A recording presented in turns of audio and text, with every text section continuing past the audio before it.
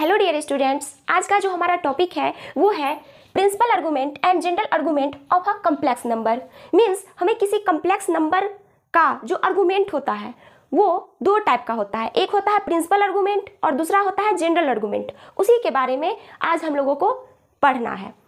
तो देखिए, हम लोग जानते हैं कि कोई भी complex number z is equal to x plus iota y के फॉर्म में होता है, जहाँ पे x और y रियल नंबर होता है। और हम लोग ये भी जानते हैं कि प्रत्येक कम्प्लेक्स नंबर कम्प्लेक्स प्लेन पे एक पॉइंट को रिप्रेजेंट करता है। तो ये कम्प्लेक्स नंबर जो है x प्लस आयोटा y, ये भी कम्प्लेक्स प्लेन पे एक पॉइंट को रिप्रेजेंट करेगा। तो हम लोग क्या करते हैं, पहले कम्प्लेक्स प्लेन बना लेते हैं। इस तरह से हम लोग जानते हैं कि कम्प्लेक्स प्लेन में एक्स एक्सिस रियल एक्सिस होता है, रियल एक्सिस, और वाई एक्सिस इमेजिनरी एक्सिस होता है। अब ये कम्प्लेक्स नंबर जिस पॉइंट को रिप्रेजेंट करेगा वो पॉइंट कहाँ पे होगा, तो मैं उस पॉइंट का पोजीशन यहाँ पे ले लेती हूँ फर्स्ट क्वाड्रेंट में, ठीक है ना। तो इस पॉइंट का कोऑर्डिनेट क्या होगा, इस कम्प्लेक्स नंबर का जो रियल पार्ट है इस पॉइंट P का x कोऑर्डिनेट हो जाएगा, और इस कम्प्लेक्स नंबर का इमेजिनरी पार्ट जो कि y है इस पॉइंट P का y कोऑर्डिनेट हो जाएगा, ठीक है। और ये पॉइंट जिस कम्प्लेक्स नंबर को रिप्रेजेंट करता है वो ये है ना। तो इसे हम इस तरह से लिख सकते हैं x प्लस आयोटा y, ठीक है। अगर मैं आपसे पूछूं कि ये जो लेंथ है PM ये कितना होगा, तो आप कहेंगे कि ये लेंथ y होगा। मैं पूछूं कि OM क्या होगा, तो आप कहेंगे कि x होगा। अगर मैं O से P को इस तरह से मिला दूं तो क्या होगा, OP मतलब क्या, OP का मतलब है कि इस complex number x plus iota y का मॉडुलस, है ना। तो इसे हम इस तरह से लिख देंगे। और हम लोग ये भी जानते हैं कि OP जो लाइन सेगमेंट है पॉजिटिव रियल एक्सिस के साथ एंटी क्लॉकवाइज डायरेक्शन में जो एंगल बनाती है, मान लीजिए कि वो एंगल थीटा है, तो उसी थीटा को हम क्या कहते हैं, आर्गुमेंट ऑफ z बोले तो x plus iota y is equal to theta. आ रही बात समझ में, ये सब हम लोग पिछले वीडियो लेक्चर में पढ़े थे, यहाँ तक हम लोग जानते हैं। तो देखिए, अब ये जो एंगल है थीटा, यानी कि जो कम्प्लेक्स नंबर का आर्गुमेंट है वो दो टाइप का होता है। एक होता है प्रिंसिपल आर्गुमेंट,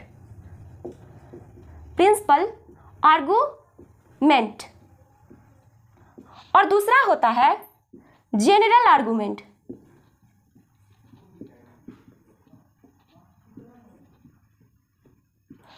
आ रही बात समझ में, एक होता है प्रिंसिपल आर्गुमेंट और एक होता है जनरल आर्गुमेंट।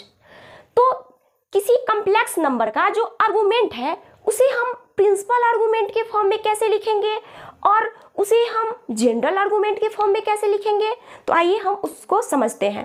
तो देखिए, मैं आपको यहाँ पे ये बता देती हूँ कि प्रिंसिपल आर्गुमेंट जो होता है, प्रिंसिपल आर्गुमेंट में थीटा का वैल्यू -π से बड़ा और पाई से छोटा या उसके बराबर लिया जाता है। मीन्स जब भी आप किसी कम्प्लेक्स नंबर का आर्गुमेंट निकालें और वो आर्गुमेंट -π से बड़ा और पाई से छोटा या उसके बराबर हो, तो उस आर्गुमेंट को हम कम्प्लेक्स नंबर का प्रिंसिपल आर्गुमेंट कहेंगे। जैसे अगर आप थीटा इज इक्वल टू π/3 निकाले हैं या π/4 निकाले हैं, है ना, या फिर पाई ही निकाले हैं किसी कम्प्लेक्स नंबर के लिए, अगर आपको थीटा का वैल्यू यानी कि आर्गुमेंट π/3 π/4 या पाई आ रहा है, तो इसका मतलब है कि ये क्या है, उस कम्प्लेक्स नंबर के प्रिंसिपल आर्गुमेंट है ना, प्रिंसिपल आर्गुमेंट है कम्प्लेक्स नंबर का। और जनरल आर्गुमेंट में क्या होता है कि प्रिंसिपल आर्गुमेंट जो भी आता है उसमें जब हम 2 के पाई ऐड कर देते हैं तो हमें जनरल आर्गुमेंट मिल जाता है। जैसे यहाँ पे देखिए, थीटा फर्स्ट क्वाड्रेंट का एंगल है, आप देख के यहाँ पे बता सकते हैं कि फर्स्ट क्वाड्रेंट में है, यानी कि थीटा का वैल्यू 0 से बड़ा और π/2 के बीच में है। यहाँ पे थीटा क्या है, 0 से बड़ा है और π/2 के बीच में है। इसका मतलब है कि ये थीटा इस इंटरवल में बिलोंग करता है, क्योंकि जब इसमें 0 से π/2 के बीच में है थीटा, तो इसका मतलब है कि इसमें भी बिलोंग करता है। तो जब इसमें बिलोंग करता है थीटा, तो इसका मतलब है कि ये जो थीटा है वो क्या है, इस कम्प्लेक्स नंबर का प्रिंसिपल आर्गुमेंट है। तो यहाँ पे थीटा जो है वो क्या है, कॉम्प्लेक्स नंबर का प्रिंसिपल आर्गुमेंट है। तो ये तो प्रिंसिपल आर्गुमेंट हो गया थीटा। तो मैं अगर आपसे पूछूं कि जनरल आर्गुमेंट क्या होगा, तो आपको क्या करना है, जो प्रिंसिपल आर्गुमेंट है उसमें आपको 2k पाई जोड़ देना है, जहां पे k क्या होगा, इंटीजर। बस आपको यही करना है।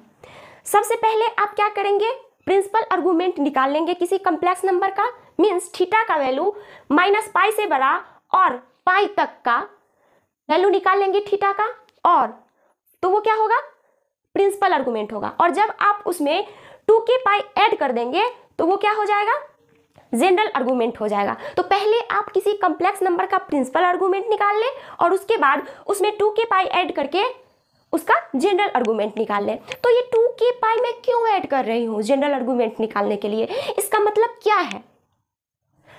तो देखिए, आप लोग जानते हैं कि किसी भी एंगल को मेजर करने के कई तरीके हैं। आप लोग ट्रिगोनोमेट्री चैप्टर पढ़े हैं ना, ट्रिगोनोमेट्रिक फंक्शंस चैप्टर 3, उसमें मैं आप लोगों को बहुत बार बताई हूँ कि एंगल को कैसे मेजर किया जाता है। तो ये जो मेजरमेंट करना है एंगल का, मेजरमेंट करने के बहुत सारे तरीके हैं। जैसे यहाँ पे देखिए, हम लोग जानते हैं कि कॉम्प्लेक्स नंबर का आर्गुमेंट निकालने के लिए ये जो लाइन है, कॉम्प्लेक्स नंबर का जो मॉडुलस को रिप्रेजेंट करने वाला लाइन है, वो positive direction of real axis के साथ एंटी क्लॉकवाइज डायरेक्शन में घूमना चाहिए, है ना। तो positive direction of real axis के साथ जो ये एंगल बनाता है वो थीटा होता है। तो इस थीटा को और आप कितने तरह से मेजर कर सकते हैं, तो आप देखिए, थीटा को आप 2 पाई प्लस थीटा भी कह सकते हैं, क्योंकि आप एक रिवॉल्यूशन जब पूरा करते हैं तो फिर से उतना ही डिग्री का एंगल बनता है। जैसे 0 degree is equal to 360 degree is equal to 720 degree, और इसी तरह से आगे बढ़ते जाता है। Means 0 degree is equal to 2 pi radian is equal to 4 pi radian, और इसी तरीके से आगे बढ़ते चला जाता है। तो जैसे यहाँ पे एंगल क्या है, थीटा, तो थीटा को हम क्या लिख सकते हैं, 2 pi plus theta, 4 pi plus theta, क्योंकि सबका वैल्यू सेम ही होगा, ठीक है ना। और हम इसे ये भी लिख सकते हैं -2 पाई प्लस थीटा। -2 पाई कहने का मतलब कि हम लोग क्या किए हैं, क्लॉकवाइज डायरेक्शन में एंगल का मेजरमेंट किया है, तब तो एंगल निगेटिव होता है ना। क्लॉकवाइज जब हम मेजरमेंट लेते हैं, क्लॉकवाइज जब हम रे को घुमाते हैं, तब जो एंगल बनता है वो क्या होता है, निगेटिव में होता है एंगल। तो देखिए, ये रे था, है ना, तो इसे इस तरह से जब हम घुमाएं तो जैसे 0 से ये कहाँ पे पहुंचा, -पाई/2 पे, अब कहाँ पहुंचा, -पाई पे, अब ऐसे कहाँ पहुंचा, -3 पाई/2 पे, अब कहाँ पहुंचा, -2 पाई पे, अब प्लस थीटा, है ना। -2 पाई तक तो हम आए, तो फिर से कहाँ पहुंच गए, 0 डिग्री पे ही पहुंच गए, और प्लस थीटा। मीन्स आप थीटा को कई तरह से लिख सकते हैं। आप थीटा को क्या लिख सकते हैं, theta is equal to 2 pi plus theta is equal to 4 pi plus theta is equal to 6 pi plus theta dot dot dot. और क्या लिख सकते हैं, theta is equal to -2 pi plus theta is equal to -4 pi plus theta is equal to -6 pi plus theta -8 pi plus theta, और इसी तरीके से आप आगे तक बढ़ते चले जाइएगा। तो देखिए, आप किसी एंगल को कई तरह से मेजरमेंट कर सकते हैं, कई तरह से उसका माप सकते हैं। एंगल को बहुत तरीके से आप माप सकते हैं, ठीक है ना। जैसा कि आप लोग देख सकते हैं यहाँ पे कि थीटा को कितने तरीके से मापा गया है, यहाँ पे आप लोग देख सकते हैं। तो ये जितने तरीके हैं, उन सारे तरीके को एक साथ कंबाइंड करके जब लिखा जाता है तो उसे ही हम लोग कहते हैं जनरल आर्गुमेंट। क्योंकि यहाँ पे जो थीटा है वो क्या है, इस कॉम्प्लेक्स नंबर का आर्गुमेंट है, और उसे कई तरह से मेजर किया जा सकता है, बहुत सारे तरीके हैं। तो उन तरीकों को हम एक साथ कंबाइन करके यहाँ पे लिख दिए हैं, है ना। और तो ये क्या रिप्रेजेंट कर रहा है, जनरल आर्गुमेंट को रिप्रेजेंट कर रहा है। मीन्स आप जब यहाँ पर k का वैल्यू क्या रखिएगा, देखिए k क्या है, इंटीजर है। मीन्स जब आप 0 रखिएगा तो थीटा प्लस 0 यानी कि थीटा हो जाएगा। फिर 1 रखिएगा तो थीटा प्लस 2 पाई, 2 रखिएगा तो थीटा प्लस 4 पाई। अब माइनस में नंबर रखिएगा, जैसे k के जगह पे आप रख दिए -2 तो थीटा -4 पाई इसके फॉर्म में आ जाएगा। तो इन सारे के बदले में मैं ये लिख दी हूँ, ठीक है ना, आ रही बात समझ में। तो ये हुआ जनरल आर्गुमेंट, जनरल फॉर्म में रिप्रेजेंट करना एंगल को, और एंगल क्या है, आर्गुमेंट को रिप्रेजेंट कर रहा है ना। तो ये क्या हो गया, जनरल आर्गुमेंट हो गया कॉम्प्लेक्स नंबर का। तो आपको क्या करना है, जनरल आर्गुमेंट निकालने के लिए पहले आपको प्रिंसिपल आर्गुमेंट निकालना होगा और उसके बाद उसमें 2 के पाई ऐड कर देना होगा। तो मैं आपको बता दूं कि प्रिंसिपल आर्गुमेंट को एम्पलीट्यूड बोलते हैं, amplitude of Z. Z means X plus iota Y complex number, ठीक है ना। तो प्रिंसिपल आर्गुमेंट को एम्पलीट्यूड ऑफ जेड भी बोलते हैं, एम्पलीट्यूड ऑफ जेड, और इसे इस तरह से रिप्रेजेंट करते हैं, ठीक है। और ये एम्पलीट्यूड ऑफ जेड जो है मीन्स थीटा जो है वो कहां से कहां तक लेना है, माइनस पाई से बड़ा और पाई से छोटा या उसके बराबर, ठीक है ना। तो जब आप थीटा का वैल्यू इस इंटरवल में लेंगे तो वो जो थीटा होगा वो क्या होगा, कम्प्लेक्स नंबर का प्रिंसिपल आर्गुमेंट या एम्पलीट्यूड होगा, ठीक है, एम्पलीट्यूड होगा। और जनरल आर्गुमेंट में क्या करेंगे कि प्रिंसिपल आर्गुमेंट जो होगा उसमें क्या करेंगे, ऐड कर देंगे 2 के पाई। तो मैं यहाँ पे इस तरह से लिख देती हूँ, general argument is equal to क्या होगा, amplitude of Z plus 2 K pi where K belongs to I, ठीक है। आ रही बात समझ में। तो अब हम लोग इसे एग्जाम्पल के हेल्प से समझते हैं। तो मैं इसलिए यहाँ पे एग्जाम्पल के हेल्प से समझा रही हूँ ताकि आप लोगों को बहुत अच्छे तरीके से समझ में आ जाए। और एक बात कि अगर आपको क्वेश्चन में ये दिया रहे कि फाइंड द ये आर्गुमेंट ऑफ कम्प्लेक्स नंबर, तो आपके मन में आएगा कि कौन सा आर्गुमेंट, प्रिंसिपल आर्गुमेंट या जनरल आर्गुमेंट, क्योंकि वहाँ पे सीधे दिया रहेगा फाइंड द आर्गुमेंट, है ना। तो आप वहाँ पे समझिएगा प्रिंसिपल आर्गुमेंट। जब तक कि क्वेश्चन में जनरल आर्गुमेंट नहीं लिखा हो तब तक आप जनरल आर्गुमेंट नहीं निकालना है आप लोगों को, ठीक है ना। आप लोगों को प्रिंसिपल आर्गुमेंट निकालना है। तो प्रिंसिपल आर्गुमेंट निकालेंगे वहाँ पे तो हम उसे इस तरह से भी यहाँ पे लिखेंगे, ठीक है ना, आर्गुमेंट ऑफ जेड, ठीक है। वहाँ पे बस हम इतना ही लिखेंगे। तो अब मैं कुछ एग्जाम्पल लूंगी, तब तक आप इसको नोट कर लीजिए, ठीक है।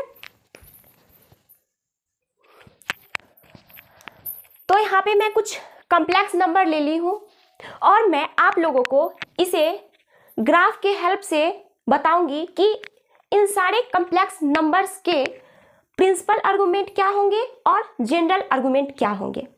क्या आप इस कॉम्प्लेक्स नंबर को देख के बता सकते हैं कि ये कॉम्प्लेक्स नंबर किस क्वाड्रेंट में होगा? तो देखिए यहाँ पे जो है कॉम्प्लेक्स नंबर का रियल पार्ट और इमेजिनरी पार्ट दोनों पॉजिटिव है। इसका मतलब है कि ये जो कॉम्प्लेक्स नंबर है ये फर्स्ट क्वाड्रेंट में होगा, ठीक है ना।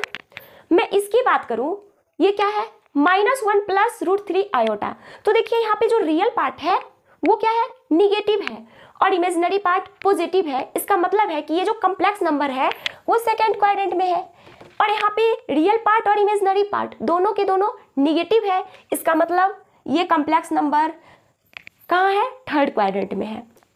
इसकी बात करें तो रियल पार्ट पॉजिटिव और इमेजिनरी पार्ट निगेटिव है। इसका मतलब ये फोर्थ क्वाड्रेंट में है, ठीक है ना।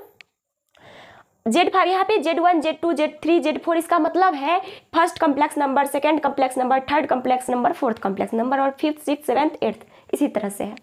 तो Z5 3 कहने का मतलब कि देखिए यहाँ पे जो है सिर्फ रियल पार्ट है, इमेजिनरी पार्ट नहीं है और रियल पार्ट में भी पॉजिटिव है ना। इसका मतलब है कि ये जो कॉम्प्लेक्स नंबर है वो पॉजिटिव रियल एक्सिस पे है ना। तो ये जो है पॉजिटिव रियल एक्सिस पे है, यहाँ पे लिख देती हूँ मैं पॉजिटिव रियल एक्सिस, मीन्स ये जो कॉम्प्लेक्स नंबर है पॉजिटिव रियल एक्सिस पे है। अब Z6 यानी कि छठवां जो कॉम्प्लेक्स नंबर है वो है 2 आयोटा। देखिए इस कॉम्प्लेक्स नंबर में रियल पार्ट नहीं है, सिर्फ इमेजिनरी पार्ट है और इमेजिनरी पार्ट पॉजिटिव है ना। तो ये कॉम्प्लेक्स नंबर जो है वो पॉजिटिव इमेजिनरी एक्सिस पे होगा, है ना। तो यहाँ पे हम लिख देंगे पॉजिटिव इमेजिनरी एक्सिस, मीन्स ये complex number positive imaginary axis पे होगा। यहाँ पे देखिए Z7 जो है -2 है। -2 कहने का मतलब कि इस कॉम्प्लेक्स नंबर के पास सिर्फ रियल पार्ट है जो कि -2 है, मीन्स ये जो कॉम्प्लेक्स नंबर है जिस पॉइंट को रिप्रेजेंट करता है वो पॉइंट निगेटिव रियल एक्सिस पे होगा। तो यहाँ पे लिख देंगे निगेटिव रियल एक्सिस। अब सबसे लास्ट वाला जो कॉम्प्लेक्स नंबर है -4 आयोटा, इसमें भी रियल पार्ट नहीं है, सिर्फ इमेजिनरी पार्ट है और वो क्या है, -4 है, मीन्स हमें निगेटिव इमेजिनरी एक्सिस पे ये कॉम्प्लेक्स नंबर मिलेगा। तो यहाँ पे हम लिख देंगे निगेटिव इमेजिनरी एक्सिस, ठीक है। आ रही बात समझ में? तो चलिए अब हम एक एक करके सारे का ग्राफ बनाते हैं, मतलब कॉम्प्लेक्स प्लेन पे इस सारे कॉम्प्लेक्स नंबर्स के पोजीशन को चेक करते हैं और तब हम लोग उसका प्रिंसिपल आर्गुमेंट और जनरल आर्गुमेंट निकालेंगे। तो देखिए सबसे पहला कौन सा है, 1 + √3 आयोटा। तो हम क्या करते हैं, कॉम्प्लेक्स प्लेन इस तरह से ड्रॉ कर लेते हैं। हम लोग जानते हैं कि ये रियल एक्सिस है और ये इमेजिनरी एक्सिस है, ठीक है, और ये क्या है, ओरिजिन है। अब देखिए 1 + √3 आयोटा मीन्स रियल पार्ट क्या है, 1 मीन्स हमें रियल एक्सिस पे 1 लेना है और इमेजिनरी एक्सिस पे √3 लेना है। तो ये लगभग 1 होगा और उससे थोड़ा सा ज़्यादा √3 होगा यहाँ पे, ठीक है ना, इससे थोड़ा नीचे ही होगा यहाँ पे, ठीक है। तो ये 1 है इसका लेंथ और इसका लेंथ है √3। तो इसको इस तरह से अगर बढ़ाएंगे तो ये जो पॉइंट होगा इसका कोऑर्डिनेट क्या हो जाएगा, मान लीजिए कि ये पॉइंट P है, तो इसका जो कोऑर्डिनेट होगा वो होगा 1, √3 और ये जिस कॉम्प्लेक्स नंबर को रिप्रेजेंट करेगा वो ये है। तो ये क्या होगा, 1 + √3 आयोटा। अब हमें क्या करना है इस कॉम्प्लेक्स नंबर में, हमें इस कॉम्प्लेक्स नंबर का आर्गुमेंट निकालना है। आर्गुमेंट निकालने का मतलब ये जो लाइन OP है वो पॉजिटिव रियल एक्सिस के साथ एंटी क्लॉकवाइज डायरेक्शन में जो एंगल बना रही है वो हमें दिखाना है, थीटा।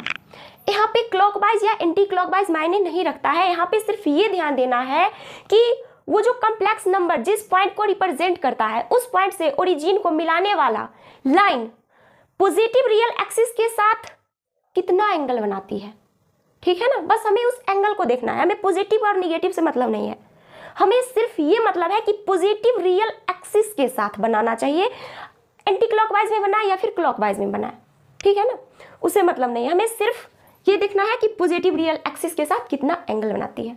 तो देखिए ये जो एंगल है वो थीटा है, तो इस थीटा यही तो आर्गुमेंट है और इसी का वैल्यू हमें निकालना है। तो ये जो थीटा है यहाँ पे देखिए 1, तो ये √3। तो मैं आपसे पूछूं कि थीटा कैसे निकलेगा, तो उसके लिए हमें क्या करना पड़ेगा, ट्रायंगल OMP में देखिए हम क्या करेंगे, पूछेंगे कि tan थीटा क्या होगा, आपसे पूछेंगे कि tan थीटा क्या होगा, तो आप कहेंगे कि परपेंडिकुलर अपॉन बेस होता है। तो परपेंडिकुलर क्या है, PM upon base OM is equal to PM का वैल्यू √3, OM का value 1 means tan theta is equal to √3। तो tan थीटा का वैल्यू √3 कब होता है, tan π/3 पे। यहाँ पे हम लोग एंगल का जो मेजरमेंट लेंगे वो रेडियन में ही लेंगे, ठीक है ना। तो थीटा इज इक्वल टू π/3। तो आप यहाँ पे देख सकते हैं कि थीटा का वैल्यू π/3 जो आया है ये एक प्रिंसिपल आर्गुमेंट है, क्योंकि हम लोग पढ़े थे कि प्रिंसिपल आर्गुमेंट जो होता है वो -π से बड़ा, प्रिंसिपल आर्गुमेंट मैं इस तरीके से लिख देती हूँ, एम्पलीट्यूड ऑफ Z -π से बड़ा होता है और पाई के बराबर या उससे छोटा होता है, ठीक है ना। तो यहाँ पे ये एम्पलीट्यूड ऑफ Z कहने का मतलब कि प्रिंसिपल आर्गुमेंट ऑफ Z, ठीक है ना। तो यहाँ पे आप लोग देखिए थीटा का वैल्यू π/3 आया है, इसका मतलब π/3 इस इंटरवल में है, इसे मैं इस तरह से भी लिख सकती हूँ -π से π तक। तो देखिए इस इंटरवल में π/3 बिलोंग करता है, π/3 बिलोंग करता है इस इंटरवल में, है ना। तो इसका मतलब है कि ये जो आया है वैल्यू वो क्या आया है, प्रिंसिपल आर्गुमेंट आया है, मतलब इस कॉम्प्लेक्स नंबर का ये क्या है, प्रिंसिपल आर्गुमेंट है। तो हम लोग यहाँ पे लिखेंगे प्रिंसिपल आर्गुमेंट या सीधे आप इसे आर्गुमेंट भी लिख सकते हैं, ठीक है ना। तो लिखेंगे argument of Z is equal to theta is equal to π/3 and general argument of Z is equal to π/3 plus 2k π, क्योंकि मैं बताई थी कि जनरल आर्गुमेंट निकालने के लिए हमें क्या करना पड़ता है, जो हमें प्रिंसिपल आर्गुमेंट आया है उसमें 2k π ऐड करना होता है, जहाँ पे k क्या है, k बिलोंग्स टू इंटीजर्स, ठीक है, सेट ऑफ इंटीजर। तो ये हो गया प्रिंसिपल आर्गुमेंट और ये हो गया जनरल आर्गुमेंट इस कॉम्प्लेक्स नंबर का। आई बात समझ में, इसे आप लोग नोट कर लीजिए। अब जो सेकेंड कॉम्प्लेक्स नंबर है वो है -1 + √3 आयोटा, ठीक है। तो इसे हम क्या करेंगे, कॉम्प्लेक्स प्लेन में इसको रिप्रेजेंट करेंगे और हम लोग जानते हैं कि ये सेकेंड क्वाड्रेंट में होगा, मतलब यहाँ पे होगा वो पॉइंट। ठीक है, ये रियल एक्सिस और ये इमेजिनरी एक्सिस। ठीक है, अब देखिए ये जो कॉम्प्लेक्स नंबर है ये क्या है, -1 + √3 आयोटा। एक्स का वैल्यू -1 और वाई का वैल्यू √3, या जो रियल पार्ट है वो -1 है और इमेजिनरी पार्ट √3 है। तो रियल पार्ट पे हमें -1 लेना है जो लगभग यहाँ पे होगा -1, और इमेजिनरी पार्ट √3 है तो वो यहाँ पे हो जाएगा √3, यही होगा ना। अब इसे इस तरह से ऊपर लेके चले जाएंगे, 1 मिनट। आप इसे ग्राफ कॉपी में भी बना सकते हैं ताकि अच्छे से फिगर बने पूरा सही सही। ये तो रफली है, तो इसका कोऑर्डिनेट क्या होगा, -1 और ये √3। ठीक है, और मैं इसे P लिख देती हूँ पॉइंट को, और ये जिस कॉम्प्लेक्स नंबर को रिप्रेजेंट करेगा वो क्या है, -1 + √3 आयोटा। आ रही बात समझ में। अब मैं आपसे पूछूं कि ये जो लेंथ है, ये वाला लेंथ, मैं इसका नाम दे देती हूँ PN। ये जो लेंथ है PN वो कितना होगा, तो आप कहेंगे कि ये √3 होगा। और मैं पूछूं कि ON कितना होगा, लेंथ की बात कर रही हूँ, -1 तो ये नंबर है ना यहाँ पे दिखा रहा है, मतलब ये लेंथ कितना है, तो ये होगा 1 यूनिट। ठीक है, ये 1 यूनिट है लेंथ। तो जब मैं ओरिजिन से इस कॉम्प्लेक्स नंबर के पोजीशन को इस तरह से मिला देती हूँ तो OP क्या रिप्रेजेंट करता है, OP इस कॉम्प्लेक्स नंबर के मॉडुलस को रिप्रेजेंट करता है। और हमें क्या निकालना है, इसका आर्गुमेंट निकालना है, इस कॉम्प्लेक्स नंबर का आर्गुमेंट निकालना है। तो आर्गुमेंट निकालने के लिए हम क्या करते थे, ये जो लाइन सेगमेंट है OP पॉजिटिव रियल एक्सिस के साथ जो एंगल बनाती है वही एंगल तो आर्गुमेंट होता है। तो क्या मैं इधर से एंगल ले लूं, नहीं, पॉजिटिव रियल एक्सिस के साथ हमें लेना पड़ेगा एंगल। तो हम क्या करेंगे, इस तरह से एंगल लेंगे, क्योंकि हमें पॉजिटिव रियल एक्सिस के साथ एंगल बनाना है। मान लीजिए कि एंगल थीटा है, तो हमें क्या करना है, थीटा का वैल्यू पता करना है, क्योंकि थीटा ही तो इस कॉम्प्लेक्स नंबर का आर्गुमेंट होगा, है ना। तो देखिए अब थीटा कैसे पता करेंगे, तो उसके लिए ये है कि देखिए पूरा जो एंगल है यहाँ से लेके यहाँ तक जो एंगल है वो क्या होगा, पाई रेडियन का। तो पाई रेडियन पूरा है, उसमें से जब मैं सिर्फ इस एंगल को माइनस कर दूंगी तो हमें थीटा निकल जाएगा। तो मैं इस एंगल को मान लेती हूँ अल्फा, ठीक है ना।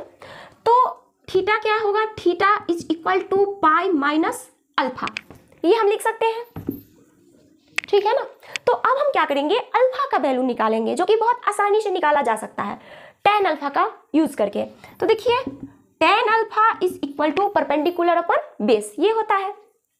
परपेंडिकुलर क्या है, √3 और बेस 1, तो √3/1, तो ये क्या हो जाएगा, tan अल्फा = tan √3 का value π/3 means 60 degree, implied alpha π/3। तो अल्फा हमें मिल गया। तो क्या ये है इस कॉम्प्लेक्स नंबर का आर्गुमेंट, नहीं, इस कॉम्प्लेक्स नंबर का तो आर्गुमेंट थीटा है, और थीटा कब हमें मिलेगा, जब हम पाई में से अल्फा को घटा देंगे। तो लिखेंगे हम लोग इस तरह से लिखेंगे, argument of z = theta pi minus alpha, implied at pi minus π/3 = 2π/3 means 2π/3 जो है इस कॉम्प्लेक्स नंबर का प्रिंसिपल आर्गुमेंट है, क्योंकि 2π/3 इस इंटरवल में बिलोंग करता है ना। 2π/3 इसी इंटरवल में होगा, ठीक है। आगे बात समझ में। तो ये हुआ प्रिंसिपल आर्गुमेंट। अगर मैं जनरल आर्गुमेंट की बात करूं, general argument of z = 2π/3 + 2k π, where k belongs to set of integers। आई बात समझ में। तो हम लोग क्या किए, इस कॉम्प्लेक्स नंबर को पहले कॉम्प्लेक्स प्लेन पे प्लॉट कर लिए, और उसके बाद बहुत आसानी से उसका हम क्या किए, प्रिंसिपल आर्गुमेंट और जनरल आर्गुमेंट निकाल लिए। तो आप इसके लिए फॉर्मूला याद करके रखिएगा, इसके लिए तो बहुत आसानी से निकल गया थीटा। तो इसके लिए आप फॉर्मूला याद करके रखिएगा कि इसके लिए जो आर्गुमेंट होगा थीटा, सेकेंड क्वाड्रेंट में जब कॉम्प्लेक्स नंबर होगा तो थीटा = होगा पाई माइनस अल्फा, ठीक है ना। ये आप याद करके रखिएगा, क्योंकि इसका यूज हम लोग और भी कॉम्प्लेक्स नंबर के ये आर्गुमेंट निकालने में करेंगे। तो अल्फा क्या था, अल्फा क्या था, अल्फा क्या आया था, tan alpha is equal to क्या आया था, imaginary part upon real part, है ना। तो रियल पार्ट यहाँ पे -1 है, लेकिन हम लोग क्या लिए थे, सिर्फ मैग्नीट्यूड को लिए थे 1, तो ये क्या आया tan अल्फा, ठीक है ना। तो ये जो है अल्फा वो हम पहले निकाल के और तब थीटा का वैल्यू निकालेंगे जब कॉम्प्लेक्स नंबर सेकेंड क्वाड्रेंट में हो। तो आ रही बात समझ में। अब जरा देखिए, इतना तक तो हम समझ गए, ये फॉर्मूला आप लोग याद रखिएगा। अब हम लोग तीसरे कॉम्प्लेक्स नंबर को प्लॉट करेंगे। तो तीसरा कॉम्प्लेक्स नंबर जो है हमारा वो है, यहाँ पे आप क्या कीजिए, ये जो अल्फा है इसे आप जब आपको सेकेंड क्वाड्रेंट में कॉम्प्लेक्स नंबर रहेगा तो आप tan अल्फा इस तरह से इस फॉर्मूला का यूज करके डायरेक्ट निकाल सकते हैं, ग्राफ बनाए बिना भी, है ना। जब भी आपको लगे, देख के ही तो आपको पता चल जाता है कि किस क्वाड्रेंट में है। तो इसका मतलब है जैसे ही आप देखिएगा तो आप समझिएगा कि ये सेकंड क्वाड्रेंट में है, तो सेकंड क्वाड्रेंट में होगा मींस ये फॉर्मूला लगेगा, और ये फॉर्मूला यूज करेंगे कब, थीटा का वैल्यू निकालने के लिए, जो कि पाई माइनस अल्फा होगा। तो अल्फा कैसे निकलेगा, तो उसके लिए हम लोग क्या यूज करेंगे, tan alpha is equal to mod under y upon x। Mod इसलिए क्योंकि देखिए जब सेकेंड क्वाड्रेंट में कॉम्प्लेक्स नंबर होगा तो x का वैल्यू निगेटिव होगा, लेकिन क्या हम यहाँ पे -1 लिए हैं क्या, नहीं, पॉजिटिव लिए हैं। तो यहाँ पे पॉजिटिव यानी कि मॉड जो है हमेशा पॉजिटिव वैल्यू देता है। तो यहाँ पे हम tan alpha is equal to y by X formula का यूज करके अल्फा का वैल्यू निकाल लेंगे, और अल्फा का वैल्यू इसमें पुट करके बहुत आसानी से थीटा का वैल्यू निकाल लेंगे, यानी कि प्रिंसिपल आर्गुमेंट निकाल लेंगे जब कॉम्प्लेक्स नंबर सेकेंड क्वाड्रेंट में होगा तब। अब हम लोग तीसरे कॉम्प्लेक्स नंबर पे चलते हैं। तो ये देखिए थर्ड कॉम्प्लेक्स नंबर ये है, मैं इसे कॉम्प्लेक्स प्लेन पे प्लॉट कर देती हूँ। हम लोग जानते हैं कि ये कॉम्प्लेक्स नंबर जो है वो थर्ड क्वाड्रेंट में है, तो क्या करेंगे हम लोग, इस तरह से कॉम्प्लेक्स प्लेन बना लेंगे, ठीक है ना। इस तरह से कॉम्प्लेक्स प्लेन बना लेंगे, ये है रियल एक्सिस ओरिजिन और ये इमेजिनरी एक्सिस, ये कॉम्प्लेक्स प्लेन है। अब थर्ड क्वाड्रेंट में है ये कॉम्प्लेक्स नंबर, तो देखिए मैं इस कॉम्प्लेक्स नंबर का पोजीशन को पहले देखती हूँ, x यानी कि हमें ये रियल एक्सिस पे -√3 लेना है, जो कि लगभग मैं यहाँ पे ले लेती हूँ, ये है -√3 और -i का मतलब -1, ठीक है ना। मुझे इमेजिनरी एक्सिस पे -1 लेना है, क्योंकि आप से i को हटा दीजिए तो क्या बचेगा, सिर्फ -1, -1 into y is equal to -i। So यहाँ पे y का वैल्यू क्या होगा, -1, यानी कि इमेजिनरी पार्ट क्या है, -1। तो ये लगभग यहाँ पे हो जाएगा -1, ठीक है ना, -1। अब ये जो इस तरह से लाइन बनाएंगे तो ये यहाँ पे ये पॉइंट मिलेगा, और इस पॉइंट का कोऑर्डिनेट क्या होगा, -√3 -1, और ये जिस कॉम्प्लेक्स नंबर को रिप्रेजेंट करेगा वो क्या है, -√3 प्लस माइनस आयोटा, ठीक है। अरे बात समझ में यहाँ तक। हमें इस कॉम्प्लेक्स नंबर का आर्गुमेंट निकालना है, तो हम क्या करेंगे, ओरिजिन से उसके पोजीशन को इस तरह से मिला देंगे। आर्गुमेंट निकालने के लिए हम लोग जानते हैं कि ये जो लाइन OP है वो पॉजिटिव रियल एक्सिस के साथ जो एंगल बनाती है वही एंगल इसका आर्गुमेंट होगा।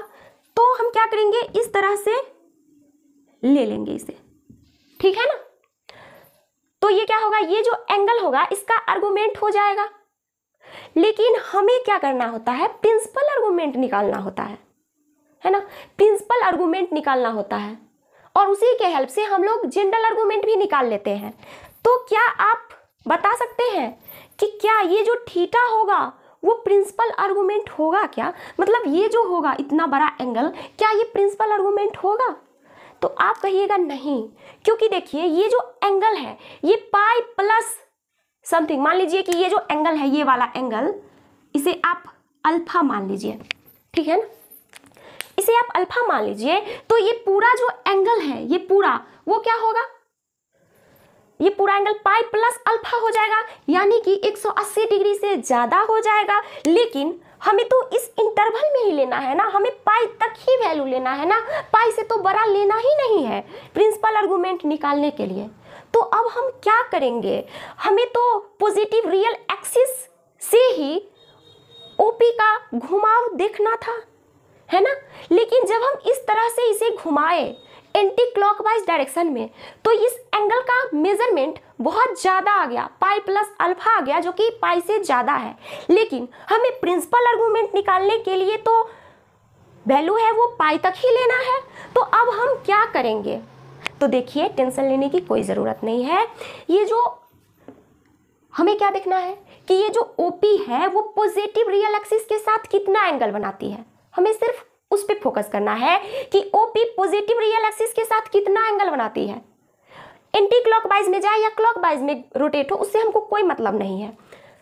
तो देखिए हम क्या करेंगे, इस एंगल को नहीं लेंगे क्योंकि इससे हमें प्रिंसिपल आर्गूमेंट नहीं मिलेगा। हम क्या करेंगे, इस तरह से एंगल का मेजरमेंट लेंगे, थीटा इसे मान लेंगे, ठीक है ना। और यही थीटा जो है इस कॉम्प्लेक्स नंबर का आर्गूमेंट होगा, जो कि प्रिंसिपल आर्गूमेंट होने के कंडीशन को भी फुलफिल करेगा। क्योंकि देखिए यहाँ पे जो ये एंगल होगा थीटा, वो क्या होगा, यहाँ से यहाँ तक -π/2 और ये क्या है, यहाँ तक जाएगा तो -π, लेकिन उससे तो कम ही है ना, -π से थोड़ा ज़्यादा है और -π/2 से थोड़ा ज़्यादा है और पाई से कम है। यहाँ पे थीटा क्या है, एक बार देखिए, थीटा जो है ये जो एंगल है थीटा पूरा यहाँ से लेके यहाँ तक का, वो क्या है, 0 से बड़ा है और -π/2 से भी बड़ा है ना। और कहाँ तक है, और ये -π से क्या है, छोटा है। तो यहाँ पे हम लिख सकते हैं कि -π/2 से बड़ा है थीटा और -π से छोटा है, यही है ना। तो यहाँ पे देखिए थीटा जो है वो इस इंटरवल में बिलोंग करता है, ठीक है ना, क्योंकि यहाँ पे हमें क्या लेना है, -π से पाई के बीच का लेना है। तो यहाँ पे देखिए ये -π से छोटा आ गया ना, तो इस इंटरवल में बिलोंग करता है। इसका मतलब है कि थीटा जो है इस कॉम्प्लेक्स नंबर का प्रिंसिपल आर्गूमेंट है। तो हम उसे कैसे निकालेंगे प्रिंसिपल आर्गूमेंट को, तो देखिए हमें ये थीटा निकालना है और इसका मेजरमेंट, ये जो एंगल है मैं इसका नाम दे देती हूँ जैसे PM। तो POM, लेट हम मान लिए कि let POM angle POM is equal to alpha, ठीक है ना। ये जो एंगल है जिसका मैं सिर्फ मैग्नीट्यूड की बात कर रही हूँ, जो क्या है, अल्फा है, ठीक है। तो देखिए यहाँ पे ये अल्फा है तो हमें थीटा चाहिए, तो थीटा क्या होगा, पूरा ये एंगल कितना रेडियन का बनेगा, पूरा, मैं सिर्फ अभी मैग्नीट्यूड का बात कर रही हूँ, पूरा पाई और minus alpha, theta is equal to pi minus alpha, पूरा यहाँ से लेके यहाँ तक हाफ रिवॉल्यूशन क्या होगा, पाई यहाँ से लेके यहाँ तक क्या होगा, पाई, इस तरह से मैं भी मैग्नीट्यूड का बात कर रही हूँ, पाई और उसमें से क्या घटा दीजिए, अल्फा, तब आपको क्या मिलेगा, थीटा, पाई माइनस अल्फा, ठीक है। ये तो मैग्नीट्यूड हुआ एंगल का, लेकिन अब ये जो एंगल है वो निगेटिव होगा, क्योंकि हम लोग क्या किए हैं, इस एंगल का जो मेजरमेंट लिए हैं वो क्लॉकवाइज डायरेक्शन में लिए हैं।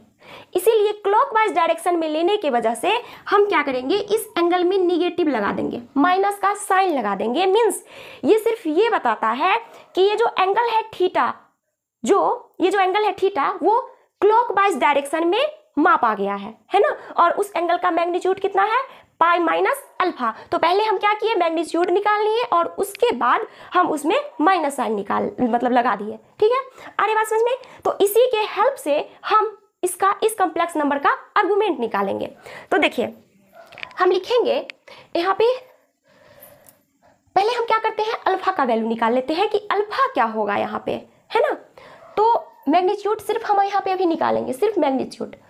तो अल्फा कैसे निकालेंगे, देखिए tan alpha is equal to perpendicular upon base. Perpendicular क्या है, ये परपेंडिकुलर कितना है, जितना ये लेंथ है उतना ही ये लेंथ है 1, और बेस ये होगा बेस OM जो कि कितना है √3, ठीक है ना, मैग्नीट्यूड ले रहे हैं √3। तो अल्फा क्या होगा, क्योंकि 1/√3 तो 10 π/6 का वैल्यू होता है, तो अल्फा इज इक्वल टू π/6, ये हमें पता चल गया। तो अब हम बहुत आसानी से थीटा निकाल सकते हैं। तो हम यहाँ पे लिखेंगे theta is equal to minus pi minus π/6 is equal to minus, ये क्या हो जाएगा 5 π/6, और ये क्या रिप्रेजेंट कर रहा है, थीटा। आर्गुमेंट ऑफ, मैं यहाँ लिख देती हूँ, argument of z is equal to -5 π/6 and general argument of z is equal to -5π/6 plus 2k pi where k belongs to integers, set of integers. आए बात समझ में? तो आप ये बात ध्यान रखिएगा कि जब भी कॉम्प्लेक्स नंबर थर्ड क्वाड्रेंट में हो तो प्रिंसिपल आर्गुमेंट जब हम निकालते हैं उस कॉम्प्लेक्स नंबर का तो वो निगेटिव होता है, ठीक है, जबकि फर्स्ट और सेकेंड क्वाड्रेंट में आर्गुमेंट पॉजिटिव आया था, यानी कि प्रिंसिपल आर्गुमेंट, है ना। जब कॉम्प्लेक्स नंबर फर्स्ट और सेकेंड क्वाड्रेंट में था तो उस कॉम्प्लेक्स नंबर का प्रिंसिपल आर्गुमेंट पॉजिटिव आया था, और जब कॉम्प्लेक्स नंबर थर्ड क्वाड्रेंट में है तो आर्गुमेंट क्या आया, यानी कि प्रिंसिपल आर्गुमेंट क्या आया, निगेटिव आया, ठीक है ना। और यहाँ पे आप फॉर्मूला याद रखिएगा, ये वाला, ये फॉर्मूला है ना कि जब भी कॉम्प्लेक्स नंबर थर्ड क्वाड्रेंट में हो तो हम इस फॉर्मूला का यूज करेंगे, theta is equal to minus और कोष्ठ के अंदर पाई माइनस अल्फा, ठीक है ना, जहाँ पे अल्फा क्या है, tan alpha is equal to, यहाँ पे मैं लिख देती हूँ, tan alpha is equal to क्या, कैसे आया था, 1/√3, और 1 क्या है, imaginary part upon real part. तो देखिए imaginary part y, real part x, और उसका मॉडुलस मैं लगा देती हूँ, मीन्स हमें पॉजिटिव एंगल, मैं यहाँ पे क्या ली थी, पॉजिटिव एंगल निकाली हूँ ना, और तब उसी के हेल्प से यहाँ पे पॉजिटिव ही मैं डाली थी ना, और उसी के हेल्प से थीटा निकाले हैं, ठीक है। आगे बात समझ में? तो आप याद रखिएगा कि जब भी कॉम्प्लेक्स नंबर थर्ड क्वाड्रेंट में हो तो ये फॉर्मूला का यूज करेंगे, जहाँ पे अल्फा ये है, ठीक है, टेन अल्फा का वैल्यू हम इससे निकालेंगे। तो आपको ये याद रखना है और ये याद रखना है, ठीक है। और इसमें याद रखना है कि इसमें आर्गुमेंट पॉजिटिव, इसमें भी पॉजिटिव, जबकि इसमें आर्गुमेंट निगेटिव आया है, तो इसे आप लोग नोट कर लीजिए। अब जो हमारा फोर्थ नंबर का कॉम्प्लेक्स नंबर है जो कि फोर्थ क्वाड्रेंट में है वो क्या है, 1 माइनस आयोटा। इसे हम सबसे पहले क्या करेंगे, कॉम्प्लेक्स प्लेन पे प्लॉट कर लेंगे इस तरह से, ये रियल एक्सिस और ये इमेजिनरी एक्सिस, ठीक है ना, और ये ओरिजिन। अब देखिए ये फोर्थ क्वाड्रेंट में है और ये रियल पार्ट क्या है, 1 है, तो हमें रियल एक्सिस पे 1 लेना होगा, मान लीजिए कि 1 है, और इमेजिनरी पार्ट क्या है, -1 है, तो हमें इमेजिनरी एक्सिस पे ये -1 लेना होगा, और ये इस तरह से इसे हम आगे बढ़ाएंगे। तो ये जो पॉइंट है मैं इसका नाम P दे देती हूँ, यही पॉइंट जो है इस कॉम्प्लेक्स नंबर को रिप्रेजेंट कर रहा है, जिसका कोऑर्डिनेट 1 - 1 है, ठीक है, और ये क्या है, 1 माइनस आयोटा को रिप्रेजेंट कर रहा है, ठीक। हमें इस कॉम्प्लेक्स नंबर का आर्गुमेंट निकालना है, यानी कि हमें पहले इसका प्रिंसिपल आर्गुमेंट निकालना है। तो हम क्या करेंगे, O से P को मिला देंगे इस तरह से, ठीक है। हम लोग जानते हैं कि आर्गुमेंट क्या होता है, कि ये जो लाइन है OP, लाइन सेगमेंट है OP, ये पॉजिटिव रियल एक्सिस के साथ जो एंगल बनाती है वही एंगल क्या होता है, कॉम्प्लेक्स नंबर का आर्गुमेंट होता है। तो देखिए जब हम एंगल यहाँ से लेके यहाँ तक का लेंगे तो ये 270 डिग्री से ज़्यादा हो जाएगा, ये है ना, 270 डिग्री से ज़्यादा हो जाएगा। लेकिन जब हम 270 डिग्री से ज़्यादा एंगल ले लेंगे तो क्या ये इस इंटरवल में बिलोंग करेगा, नहीं, इस इंटरवल में बिलोंग नहीं करेगा। मीन्स जब हम इस तरह से एंटी क्लॉकवाइज एंगल का मेजरमेंट करेंगे तो एंगल जो आएगा वो प्रिंसिपल आर्गुमेंट नहीं होगा, तो फिर हम इसे छोड़ ही देते हैं। इस तरह से हम मेजरमेंट नहीं करेंगे, हम मेजरमेंट करेंगे क्लॉकवाइज डायरेक्शन में, ठीक है ना, क्योंकि हमें प्रिंसिपल आर्गुमेंट चाहिए इस कॉम्प्लेक्स नंबर का, तो क्लॉकवाइज डायरेक्शन में करेंगे।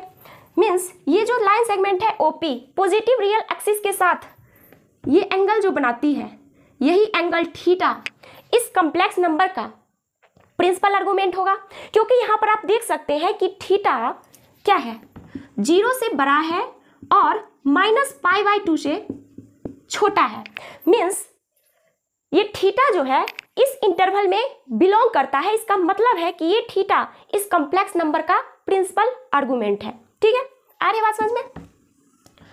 तो देखिए अब हम इस थीटा का वैल्यू कैसे निकालेंगे, तो थीटा निकालने के लिए हम क्या करेंगे, सबसे पहले देखिए इस एंगल को हम मान लेते हैं अल्फा, ठीक है ना, अल्फा मान लेते हैं, और क्या करेंगे थीटा निकालने के लिए, इसको तो हम अल्फा मान लिए, तो थीटा जो होगा ये थीटा ये क्या होगा, π/2 माइनस अल्फा। मैं अभी सिर्फ मैग्नीट्यूड का बात कर रही हूँ, सिर्फ मैग्नीट्यूड देख रहे हैं, क्लॉकवाइज मापा गया कि एंटी क्लॉकवाइज उससे अभी हमें मतलब नहीं, सिर्फ पहले मैग्नीट्यूड को देखिए।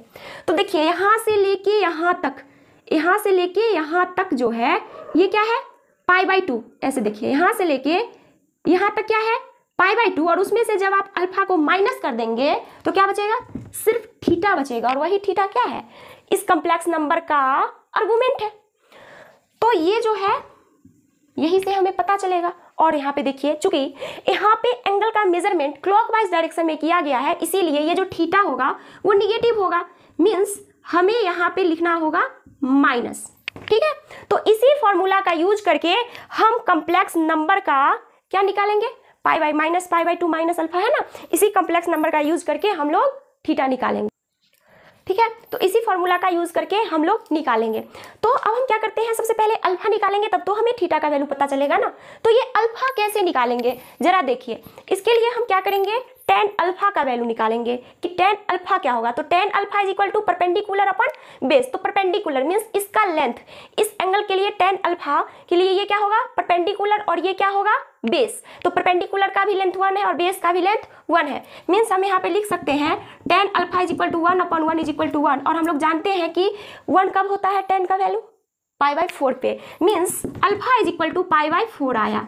ठीक है ना, मीन्स ये जो एंगल है वो π/4 है। तो आप यहाँ पे π/4 पुट कर दीजिए, π/2 minus π/4 is equal to minus π/4, क्योंकि जब आप π/2 में से π/4 घटाएंगे तो π/4 आएगा, और निगेटिव है तो यहाँ पे निगेटिव साइन दे देंगे। तो ये जो एंगल है थीटा वो माइनस π/4 आया है, जो कि क्या है, principal argument of this complex number. अब हम क्या करेंगे, जनरल आर्गुमेंट निकालेंगे। तो पहले मैं लिख देती हूँ यहाँ पे argument of z is equal to minus π/4 and general argument of z is equal to minus π/4 plus 2k pi where k belongs to integer. आगे बात समझ में, यहाँ तक क्लियर है। अब यहाँ पे देखिए, यहाँ पे भी जो एंगल आया है फोर्थ क्वाड्रेंट में वो क्या आया है, निगेटिव आया है। फोर्थ क्वाड्रेंट में जो आर्गुमेंट आया है कॉम्प्लेक्स नंबर का वो क्या आया है, निगेटिव आया है। तो आप लोग याद रखिएगा, फर्स्ट क्वाड्रेंट में पॉजिटिव आर्गुमेंट आया था, सेकंड में भी पॉजिटिव, थर्ड में निगेटिव, और फोर्थ में भी निगेटिव आर्गुमेंट आया है। ठीक है, तो जब भी फोर्थ क्वाड्रेंट में आपको कॉम्प्लेक्स नंबर दिखे, जब भी आप कॉम्प्लेक्स नंबर देखिएगा समझ जाइएगा कि वो फोर्थ क्वाड्रेंट में है ना, देख के तब समझ जाइएगा। तो आप इस फॉर्मूला का यूज करके theta is equal to minus of कोस्ट अंदर π/2 माइनस अल्फा का यूज करके आप थीटा निकालिएगा, जहां पे अल्फा क्या होगा, तो देखिए tan alpha is equal to होगा, क्या आया था 1/1, 1 क्या था, real part, sorry imaginary part अपन रियल पार्ट हम हमेशा करते हैं, यानी कि y/x करते हैं। तो y/x करते हैं क्योंकि complex number x plus iota y की फॉर्म का होता है। तो पहले हम लोग इमेजिनरी पार्ट, उसके नीचे रियल पार्ट को लेते हैं और इसका मॉडुलस वैल्यू लेते हैं, क्योंकि देखिए यहाँ पे जो अल्फा का वैल्यू हम निकाले थे वो क्या निकाले थे, π/4, जो कि एक पॉजिटिव एंगल है ना। तो हम इस तरीके से मोड लगा दिए हैं ताकि इसका मतलब है कि जो भी एंगल हम लेंगे वो पॉजिटिव में लेंगे। ठीक है, और वो पॉजिटिव एंगल को हम इसमें से घटा के और आसानी से थीटा यानी कि प्रिंसिपल आर्गुमेंट निकाल सकते हैं जब कॉम्प्लेक्स नंबर फोर्थ क्वाड्रेंट में हो तो। ठीक है, तो आप लोग इसे समझ गए, इसे नोट कर लीजिए।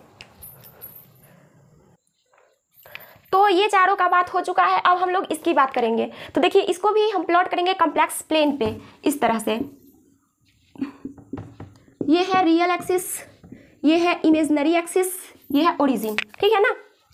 अब देखिए ये जो कॉम्प्लेक्स नंबर है 5वां नंबर वाला वो क्या है, Z5 is equal to 3 means इस कॉम्प्लेक्स नंबर के पास सिर्फ रियल पार्ट है, इमेजिनरी पार्ट नहीं है, यानी कि हम इसे इस तरह लिख सकते हैं 3 जो कि रियल पार्ट है और पॉजिटिव है। तो देखिए हम 3 यहाँ पे ले लेते हैं, 1 2 3, यहाँ पे है 3। ठीक है ना, तो ये कॉम्प्लेक्स नंबर है 3, ये जो पॉइंट है जिस कॉम्प्लेक्स नंबर को रिप्रेजेंट कर रहा है वो क्या है 3 + 0 आयोटा।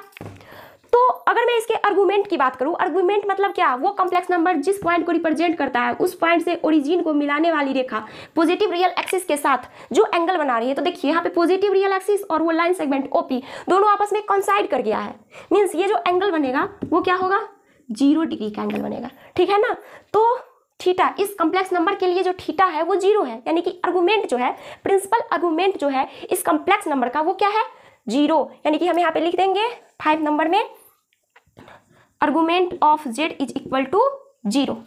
आई बात समझ में, इसका काम खत्म।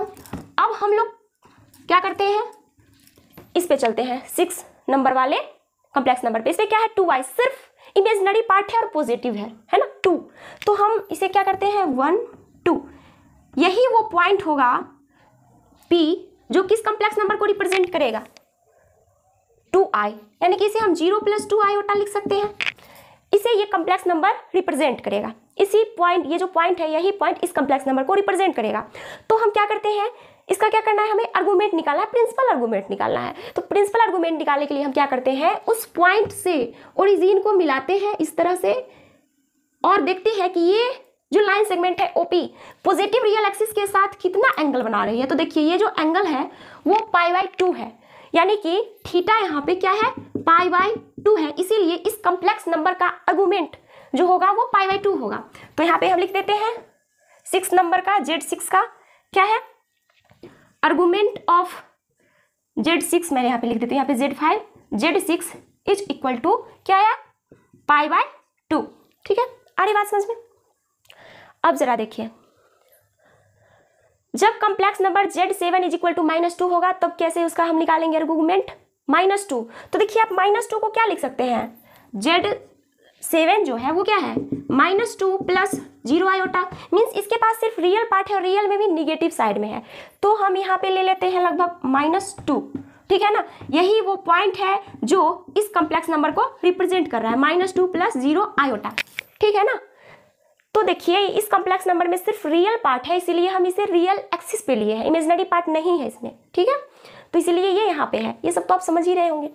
अब देखिए हमें इसका आर्गुमेंट निकालना है, तो इसके लिए हमें इस पॉइंट से ये जो है ओरिजिन उसको मिलाना होगा और ये देखना होगा कि ये पॉजिटिव रियल एक्सिस के साथ कितना एंगल बना रही है ना, मतलब ये जो एंगल है वो कितना है, इस तरह से हमें ये देखना होगा। तो देखिए ये जो एंगल है वो क्या है, पाई। ठीक है ना, थीटा इज इक्वल टू क्या होगा इसके लिए, पाई हो जाएगा। तो इस कम्प्लेक्स नंबर के लिए जो आर्गुमेंट होगा, argument of Z7 is equal to क्या हो जाएगा, -पाई। आ रही बात समझ में, इसे आप लोग नोट करते चलिए। अब देखिए सॉरी, ये -पाई नहीं होगा क्योंकि ये इस तरीके से मापा गया है ना, क्लॉकवाइज तो नहीं मापा गया है, एंटी क्लॉकवाइज इस तरीके से मापा गया है, तो ये पाई होगा। ठीक है ना, इसे आप लोग नोट कर लीजिए। आप लोगों के मन में एक सवाल आया होगा कि मैं इधर से ही क्यों मापूं, मतलब इस तरीके ये जो कम्प्लेक्स नंबर है इस तरीके से मैं क्यों मापूं, मतलब एंटी क्लॉकवाइज डायरेक्शन में क्यों मापूं, मैं ऐसे क्यों नहीं माप सकती हूँ इसे इस तरीके से। तो देखिए जब आप इस तरीके से मापेंगे, मापना ही तो है पॉजिटिव रियल एक्सिस के साथ इसके घुमाव को, तो ये जो घुमाव है क्लॉकवाइज डायरेक्शन में है, तो ये घुमाव कितना हो जाएगा, इसके लिए जो थीटा होगा वो क्या हो जाएगा, -पाई होगा। तो क्या -पाई प्रिंसिपल आर्गुमेंट है, नहीं, क्योंकि प्रिंसिपल आर्गुमेंट में तो आपको इस इंटरवल में वैल्यू लेना पड़ता है ना, इस इंटरवल में वैल्यू लेना पड़ता है ना। -पाई के साथ देखिए ओपन इंटरवल है और इसके साथ क्लोज्ड है, मतलब आप पाई ले सकते हैं लेकिन -पाई नहीं ले सकते, -पाई से छोटा लेना है। तो यहाँ पे तो आपको पूरा का पूरा -पाई आ गया है ना, मीन्स आप यहाँ पे क्लॉकवाइज डायरेक्शन में नहीं ले सकते हैं एंगल का रोटेशन को, आपको यहाँ पे पाई लेना पड़ेगा, मीन्स एंटी क्लॉकवाइज में ही लेना पड़ेगा। ठीक है ना, आगे बात समझ में। तो अब देखिए अब हम लोग बात करेंगे Z8 के बारे में, मतलब 8वां कम्प्लेक्स नंबर जो है वो क्या है, -4 आयोटा। तो इसे हम क्या लिख सकते हैं, 0 -4 आयोटा, मीन्स इसमें रियल पार्ट नहीं है, सिर्फ इमेजिनरी पार्ट है, वो भी निगेटिव में। तो मान लेती हूँ कि -4 यहाँ पे है। ठीक है ना, यही वो पॉइंट है जो इस कम्प्लेक्स नंबर को रिप्रेजेंट कर रहा है, Z is equal to -4 iota को। ठीक है, अरे बात समझ में। अब देखिए ये हमें क्या करना है, इस कम्प्लेक्स नंबर का आर्गुमेंट निकालना है, प्रिंसिपल आर्गुमेंट। तो हम क्या करेंगे, O से इस पॉइंट के पोजीशन को मिला देंगे। तो अब ये OP पॉजिटिव रियल एक्सिस के साथ जो एंगल बनाती है वही एंगल तो इस कम्प्लेक्स नंबर का आर्गुमेंट होगा। तो हम इस तरह से घुमा के नहीं मापेंगे क्योंकि बहुत बड़ा एंगल आ जाएगा जो कि प्रिंसिपल आर्गुमेंट का जो इंटरवल है उसमें बिलोंग नहीं करेगा। तो हम इस तरह से एंगल को मापेंगे जो कि क्या होगा, -पाई/2, यानी कि इस कम्प्लेक्स नंबर का जो आर्गुमेंट है वो argument of Z8 is equal to क्या होगा, -पाई/2। आगे बात समझ में। तो आप लोग इसे अच्छे से खुद से एक बार प्रैक्टिस कर लीजिएगा, खुद से बना लीजिएगा और इसे नोट कर लीजिए आप लोग। और मैं जाने से पहले ये बताना चाहती हूँ कि जब भी आपको क्वेश्चन में लिखा रहे कि find the argument of following ये कम्प्लेक्स नंबर, तो आर्गुमेंट का मतलब आप समझिएगा प्रिंसिपल आर्गुमेंट। जब तक कि आपको क्वेश्चन में ये क्या कहते हैं, जनरल आर्गूमेंट नहीं पूछा जाए तब तक आप नहीं निकालिएगा, ठीक है ना। आप समझिएगा आर्गूमेंट का मतलब प्रिंसिपल आर्गूमेंट। और आप ये भी याद रखिएगा कि जब कॉम्प्लेक्स नंबर फर्स्ट या सेकंड क्वाड्रेंट में होता है तो प्रिंसिपल आर्गूमेंट पॉजिटिव होता है, और थर्ड और फोर्थ क्वाड्रेंट में जब कॉम्प्लेक्स नंबर होता है तो आर्गूमेंट निगेटिव होता है। तो आगे बात समझ में, मुझे उम्मीद है आप लोगों को अच्छे तरीके से समझ में आ गया होगा, लेकिन अगर फिर भी आपको कोई डाउट है तो प्लीज़ कमेंट करके बताएं। आज के लिए इतना ही, थैंक यू।